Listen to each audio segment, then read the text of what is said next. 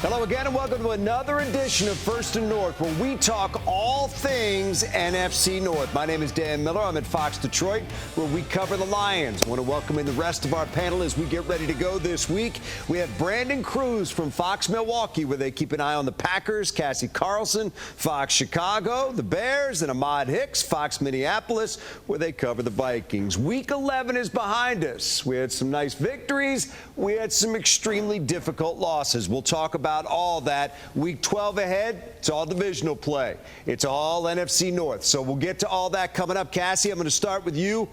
Feel like we stole one from the Bears on Sunday. It was a tough one for Chicago. Obviously, a heck of a comeback for Detroit from 12 down with 4 minutes and 15 seconds to go. What's been the take in Chicago coming out of that one? Yeah, extremely disappointing, right? The Bears had a chance to have the most signature win of the Matt Eberflus era going into Detroit, the NFC North leaders, and getting their first division win over the last 2 years. And you just mentioned that right there, up 12 with 4 minutes to play, dominating the time of possession, 40 minutes on the field with this offense. They had 4 takeaways in this game, something that had not been happening for them leading up to this point in the season, and it was just a total collapse. And the unfortunate thing in Chicago is that this isn't the first time we've seen it. Right? The Bears haven't been able to close out games dating back to last year. They don't know how to win games. And they had a game earlier in the season against the Denver Broncos where they gave up a 21-point lead in the second half and lost that game as well. So this one hurt in Chicago. They had a chance to really right the wrong of the season and everything that's gone bad. And they looked like the better team for 3/4 of that game. Justin Fields returned off of his right thumb injury after missing 4 games, played, I thought, out of his mind, rushing for 104 yards, which is a season high for him. Didn't throw the ball as much as I think people would have liked to see, but had a beautiful connection with DJ Moore. And then the defense came on the field, which played well all day, just couldn't close it out in the fourth quarter. So this one, I would say, is one of the worst losses of the year for the Bears. Let me drill down on that a little bit, Cassie, because you mentioned a couple things there. Maybe not passing as much as people thought that they would, but late game, it felt like maybe Chicago got a little bit conservative. I'll go to that last drive that they had where the Lions needed the ball back. Chicago went 3 and out before the fumble, the possession before that.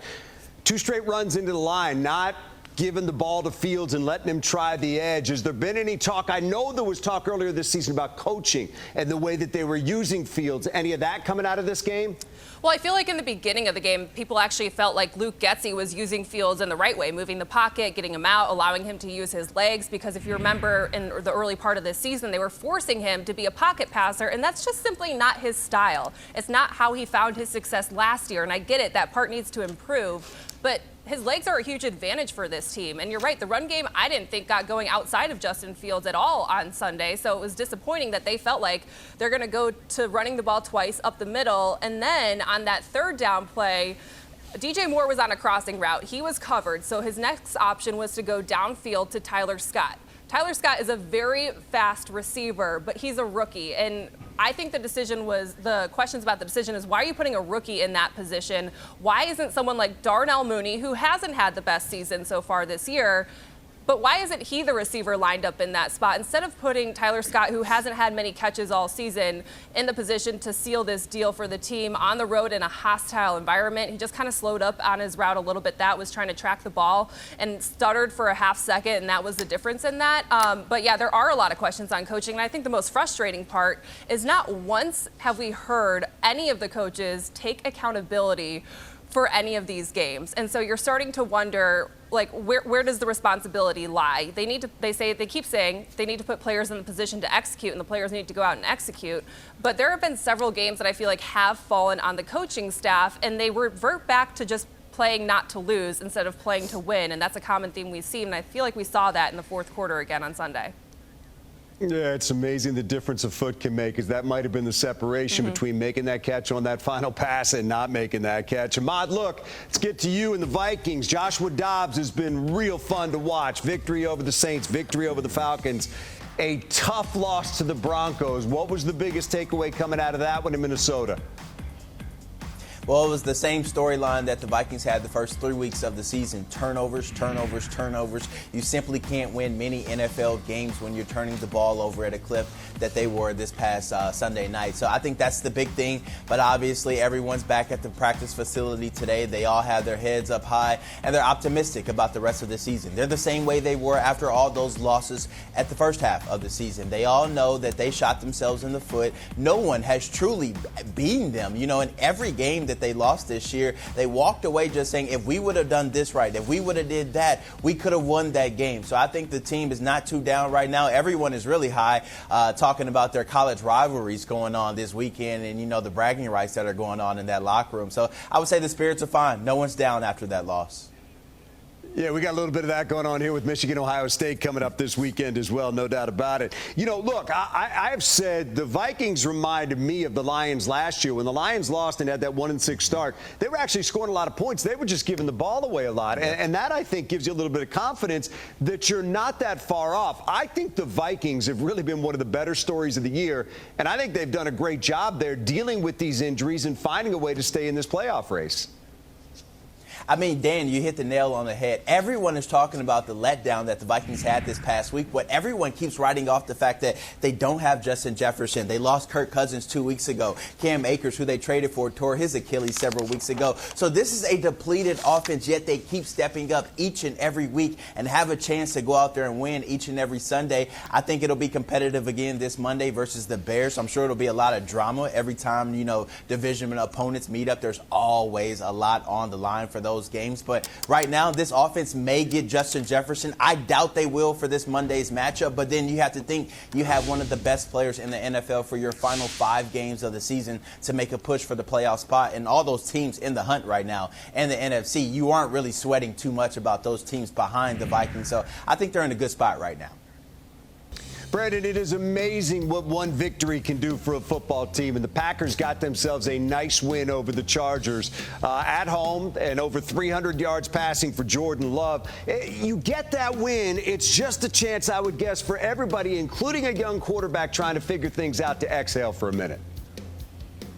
Yeah, that's definitely the case in Green Bay with this team. I mean, they've been trying to make progress each and every week, and recently they have seen that, especially with their win 2 weeks ago, then their loss against the Steelers. They did feel they were still making progress, and then the Chargers come to Lambeau, and Jordan Love finally throws for 300 yards. That's the first time he's done that in his career. He doesn't throw any interceptions, and they were able to get chunk plays because of the decisions he was making, and that's something they haven't been able to do much of this season. So offensively, when they were able to do that, they put themselves in a position to get a comeback win. That's also something they were unable to do previously, as they've lost so many games by just one score. So late in the game, when they are down to the Chargers, you had to look and see if Jordan Love really had that in him, and he was able to orchestrate a 75-yard drive, throw a touchdown pass that turns out to be the game winner, and they do all of that when they lose Aaron Jones before halftime and they lose Emmanuel Wilson before halftime.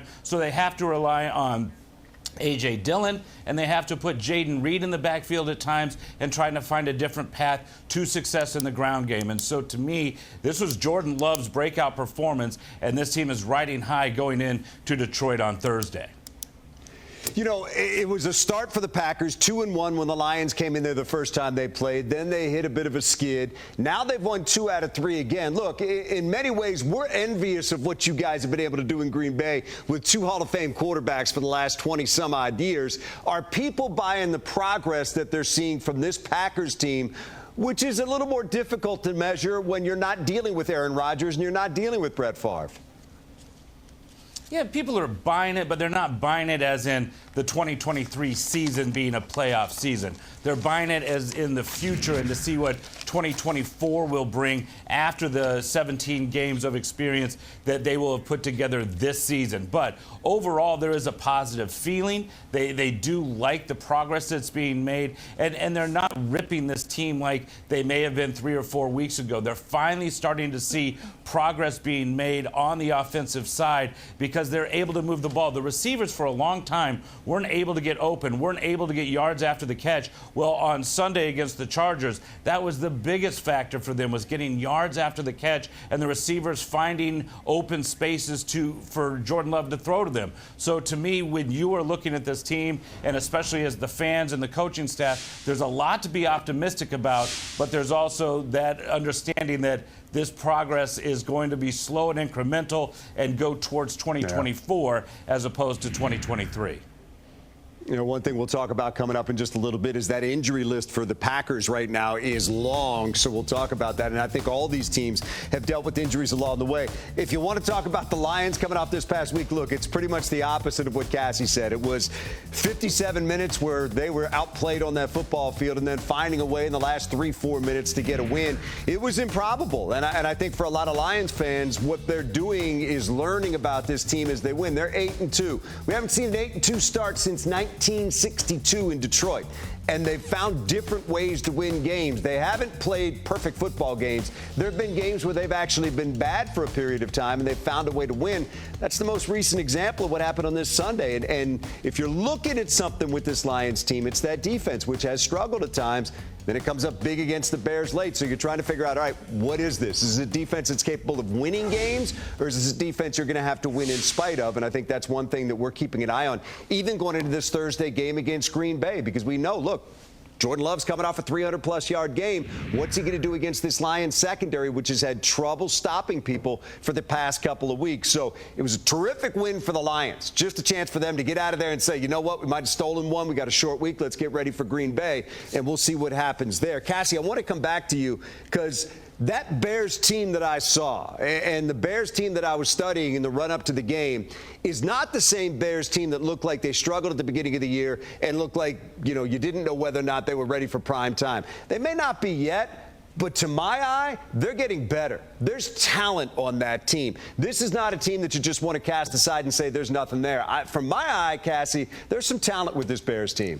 Well, if I think you go back to the beginning of the season, there were injuries. So you're talking about, let's start with the offense first for the Bears. This past week was the first week where they were actually fully healthy on their offensive line all season. So they're finally going to get that continuity up front, protect Justin Fields. And even when Fields was out, you saw the offensive line start to make improvements as they were plugging guys in place. One of the unsung heroes of this entire team has been Tevin Jenkins. He's their left guard. He slid over to right guard when Nate Davis was out. He has been phenomenal and put through the ringer really with this entire front office last season, not even knowing if he was going to make it past training camp because he moved from tackle to guard all over the place, and he has been so solid for this Bears team. Then you get Khalil Herbert activated off IR. He's their #1 running back, but you also allow Deontay Foreman to prove himself a little bit, so you can have a little bit of a running back by rotation if you need to have that and just serve the hot hand. Then you look on defense. Their secondary went through times where it was just depleted. Jalen Johnson missed some games. Eddie Jackson missed some games. Jaquan Brisker missed some games, and it's a secondary that believes, despite statistically not really being towards the top of the league in their passing defense, they have a lot of talent back there. And Jalen Johnson is someone who's looking for a big contract, and I know he's kicking himself because he should have had 2 interceptions against the Lions. One probably would have gone back for a pick 6 if he had it. But the health of this team, I think, has been so key. And it's something that we keep going back to with what Ryan Poles did in the offseason and signing all these big free agents. Tremaine Edmonds, TJ Edwards have been so solid in the run game. That's been really good for the Bears. DJ Moore, I can't remember what play it was in Detroit, but you talk about yak. That guy gets yak yards every single catch, it seems. He turns into a running back, and the way he fights for those yards is so impressive. Ryan Poles had always said, you know, he brought in pieces that were very talented, but how it looked on paper and how it would translate on the field is what this Bears team was waiting to see. And I do think there are times where we're waiting to see, all right, these are good players. Are the coaches putting them, though, in the right position where they can go out there and win games? Or are they still a couple pieces away? And which is why I think it was interesting that they were buyers at the trade deadline, bringing in Montez Sweat. They had no quarterback pressure until he came in, and he's made a huge difference in just the few games that he's played. So it's like you never want to count this Bears team out because they are in most every game, and we saw it last week. I think we'll continue to see it moving forward in important games. When you look at the Vikings Monday night, they have their bye week, and then they welcome the Lions into Soldier Field. Dan Campbell said leading into that Bears game and coming off of that Chargers game, he felt like the Chicago team that he was looking at was more talented than the Los Angeles Charger team that they had just beaten. And I thought that was a nice compliment because the Chargers have some players too. But having seen the Bears, I don't think he's far off. I think that team's got some talent. It's just a matter of meshing that thing together. Vikings, look, we touched on it a little bit earlier, Ahmad. I think your head coach doesn't get enough credit for what's happened there. You look at the standings, I think if you'd have asked somebody 6 weeks ago or whenever Kirk Cousins went out, they'd have said Vikings are done, season over, and they're going to have to play without the best receiver in the National Football League. Do people around the country understand the job that Kevin O'Connell has done there? No, and I asked Kevin O'Connell this last week after the game, and I said, what are your mentors saying? What's your phone like after the performance that you had with Josh Dobbs versus the Falcons and then again with the Saints? And he said, no one's reaching out to me. He said, and that's okay with him. He was like, he doesn't think anyone is taking notice for what he's doing, but I think he certainly should be in the mix for Coach of the Year because I don't think many coaches around the National Football League can lose their starting quarterback, their best wide receiver, lose a guy in Dalvin Cook who's gone now with the New York Jets, and also happen to miss your starting center and your starting left tackle for a period of time during this season. So when Josh Dobbs came in, he came into the offense having only been with the team for 3 days and yet helped the Vikings post the highest number of points they had posted and a win this season. Twice, in fact, that he led this offense to their highest point totals and wins. So I think it's nothing short of remarkable what Kevin O'Connell is doing with this offense, and he's making Josh Dobbs this superstar type player because before he was just a journeyman backup quarterback. Now this guy is probably going to get a multi-million-dollar deal after this season thanks to Kevin O'Connell. Yeah, it's been good, and it's been fun to watch. And I think for Lions fans, it's been one of those things where they maybe anticipated that the Vikings were going to take a dive. Hasn't happened. I mean, they've won. Especially the one that jumped out was the win over San Francisco on a Monday night. And I think Lions fans said, we're not going to shake these guys. You're going to have to earn anything you get in the NFC North by beating the teams in the NFC North. And I know the Vikings are looking ahead with the understanding they still have 2 games with the Lions set later this year. So if they're hanging in there, they know they got a chance to maybe make up some ground on their own with those games against Detroit. Hey, Brandon, look, we're going to see the Packers on Thanksgiving Day. We saw them in week 4. How is this team different that we'll see coming in than they were maybe 2 months ago? They're much more confident. They believe in Jordan Love. They believe in one another and whoever is having to play. You mentioned the long injury report. 16 players on the injury report going into this game. So they are believing in the guys that have to step up. I mean, they've been playing without Jair Alexander on defense, yet they've been able to play well. If you look at what they did against the Chargers on Sunday, they were able to limit them to only 1 touchdown out of 4 opportunities in the red zone. The Chargers came in as the second best team in the red zone with scoring, and the Packers hold them to 13 points. And so if you look all around with this team, the difference from week 4 to week 11 is their confidence in one another and their confidence in getting the job done. Now, of course, the results haven't been great, but they have won 2 of 3, and they are moving the ball, and their defense is coming up with key stops, and they're going deep into their roster to be able to do it. It looks like they're going to be missing Aaron Jones for sure on Thursday because reports are that it's an MCL sprain. So they have to rely on other players, and because they believe in one another, they haven't lost the locker room, and I think that is something that gives them the optimism and the belief that they can go into Detroit and compete and possibly come away with a win. Yeah, I think this, if you look at the Lions and you talk about the difference between the Lions team that went to Green Bay in week 4 and the team that you'll see on Thursday, I think it's really what you said. It's confidence. I mean, this team now believes in themselves. They won 8 out of 10 to close last year. They've won 8 out of 10 to start this year. They're 16-4 in their last 20 games. You got a lot of young guys on this team. You got rookies contributing, second-year players, third-year players who don't really know what it is to win in this league yet and know what it takes. Well, they're learning, and they're getting that now. And now I think they have a real feel for it. But not only that, they've endured adversity, like the Bears game most recently, like the Chargers game, where they gave up touchdowns on the final 5 possessions to Los Angeles and still found a way to win. All those things just kind of harden your resolve to win a game. And when you get into that spot where it is a tight situation late in the game, you find a way to do it. So I think that's the interesting thing about the Lions. And from my vantage point, watching them is just the way that they can escape, the way that they can overcome. It's not something we've seen from a lot of Lions teams in the past. I think it's been said probably hundreds of times since that game on Sunday. That game against the Bears is one the Lions have always lost for the last several decades. Well, now they're finding a way to win that. Question is, going forward, can they continue to do that? Guys, I want to push it forward and talk about the game coming up on Sunday or Thursday. It's the Lions and Packers. Then we'll talk about the game coming up on Monday night, which is the Vikings and Bears.